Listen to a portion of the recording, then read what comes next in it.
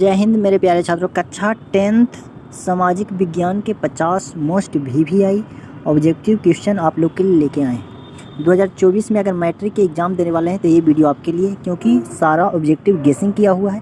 Please channel पर नए हैं तो जरूर सब्सक्राइब कर लीजिए और पूरा वीडियो जरूर देखिए। चलिए, प्रश्न नंबर 1 बहुत ही महत्वपूर्ण ऑब्जेक्टिव है। करा कि मेटरनिख का पतन किस वर्ष हुआ?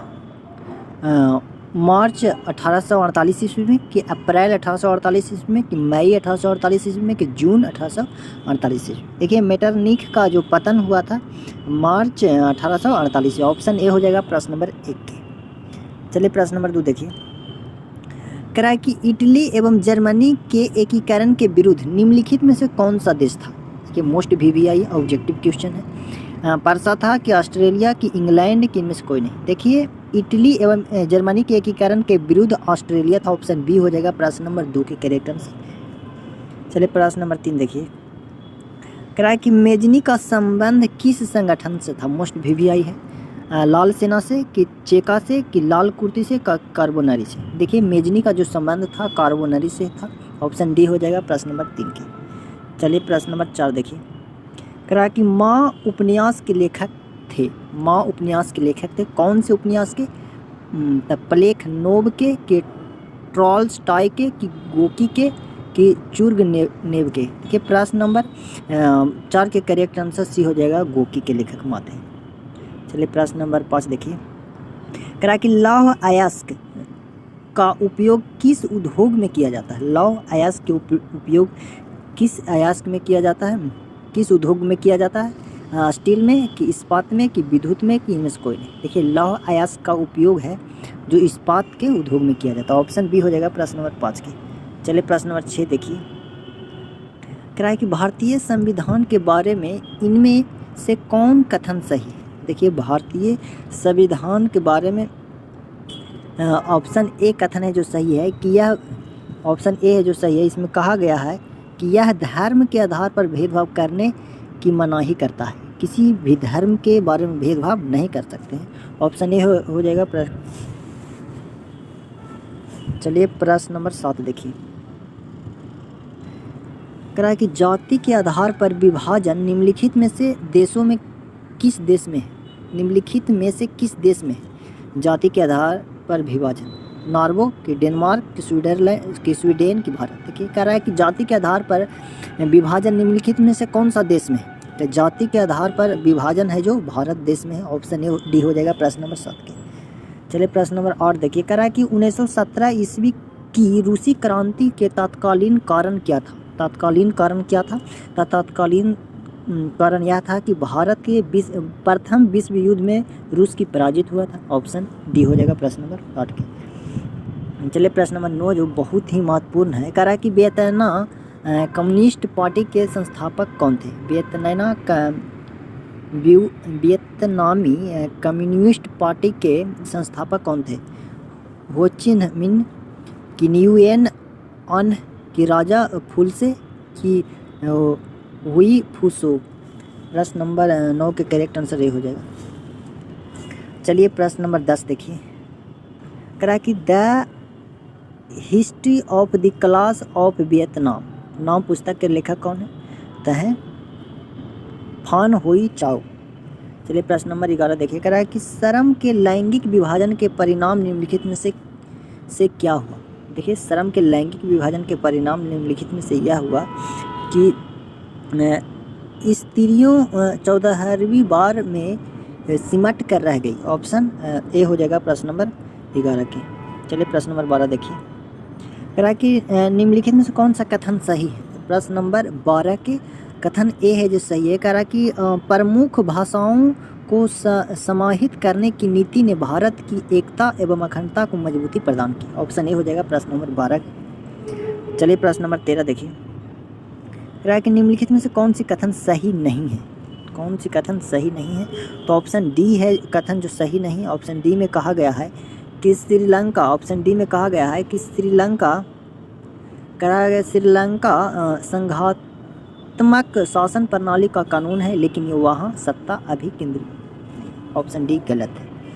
चलिए प्रश्न नंबर 14 देखिए, करा कि 1919 से 1947 तक भारतीय स्वतंत्रता संघर्ष किस नाम से विख्यात है? तो किस नाम से? गांधी युग से। ऑप्शन सी हो जाएगा गांधी युग से। चलिए प्लीज़ वीडियो को पूरा देखिए और चैनल पर नए तो जरूर सब्सक्राइब कर लीजिए।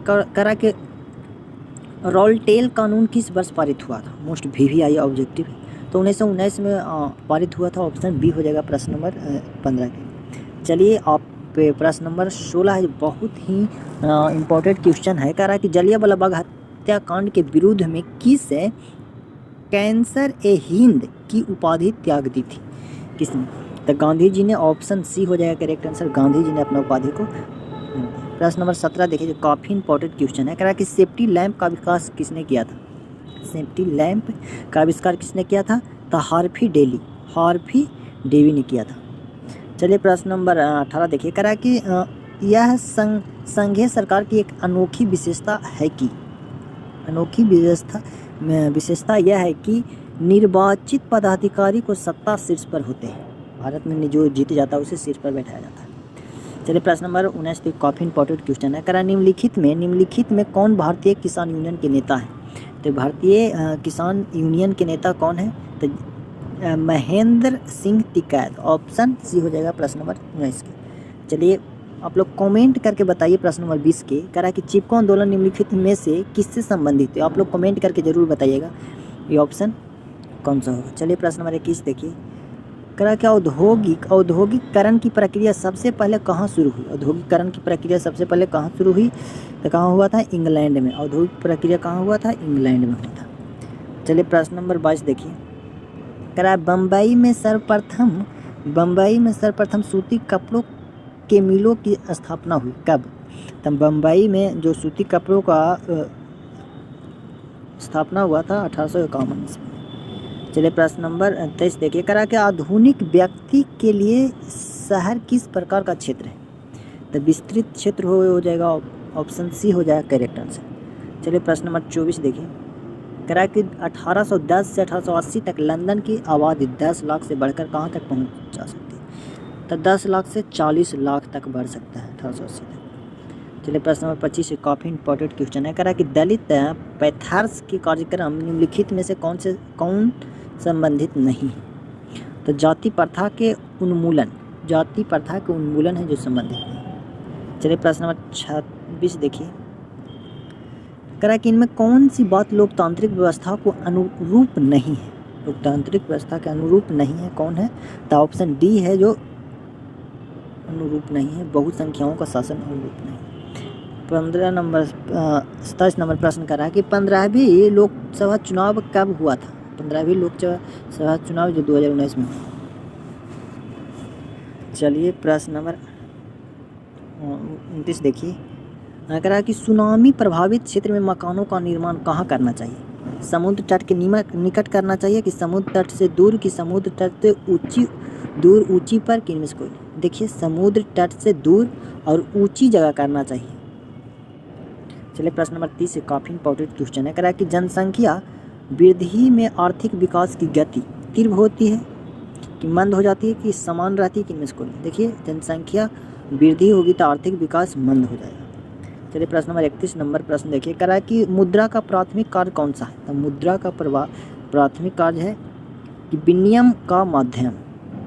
चलिए प्रश्न नंबर 32 देखिए, कह रहा है कि लोकतंत्र के सामने सबसे बड़ी चुनौती क्या है? तो लोकतंत्र के सामने सबसे बड़ी चुनौती है लोकतंत्र शासन बनना, सख्त बनना। चलिए प्रश्न नंबर 33 देखिए, कह रहा है कि ताड़ी विद्रोह आंदोलन का संबंध किस राज्य में है?